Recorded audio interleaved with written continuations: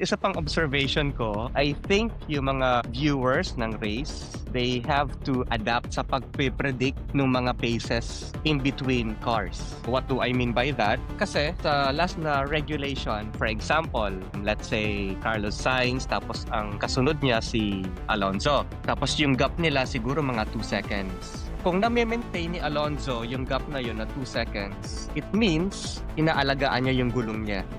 He's keeping up with Sainz na nasa unahan niya. Siguro by the end of the race, magpupush na tong si Alonso para habulin si Sainz. Yung 2 seconds, yeah.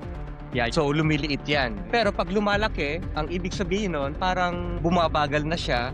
Yung tires na siguro, pudpud na, wala na siyang masyadong pace. Yes, nagde-degrade na. Pero this time, for example, si Charles Leclerc kay Russell, 2 seconds yung gap. Pagkatapos ng first turn, parang biglang 0.5 seconds, 5/10 of a second kaagad yung gap kay Russell. Parang paano nangyari yun? Ang bilis mag-close ng gap. So ito yung tinatawag na parang yo-yo effect, na parang pag nag-deploy ka ng energy mo, you are at risk to be overtaken by the car behind you.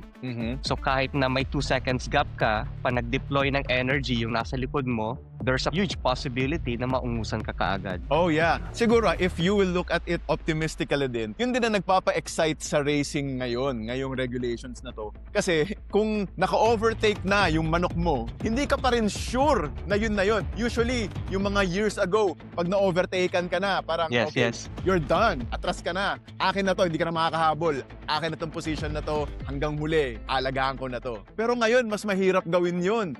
Ilang beses nang naungusan, pero habol pa rin ng habol. Kasi habang bumibilis ka, sometimes you have to adjust yung sa tire mo, tapos minsan nagki-clip yung kotse, minsan nauubusan ka na ng boost, habang siya, meron pa. Just because naka-overtake ka once, hindi ibig sabihin nun, safe ka na. Pwede kang mahabol ulit. At yun ang nakita natin, di ba? The past 2 races, ang daming ganunan. Ito yung hindi gusto ng mga drivers kasi hindi sila sanay na parang I did everything just to overtake, pero after several turns, at risk na naman ako. Parang Totoo. nakakabali mo, parang Diba? andyan na naman siya. Yun nga, yung mga viewers ng Formula 1, we have to adapt kung paano natin i-predict yung mga labanan sa loob ng racetrack. Hindi na tulad ng dati na parang 5 seconds safe na yan. Which is, I think, I agree na talagang this will make the race more exciting, less predictable.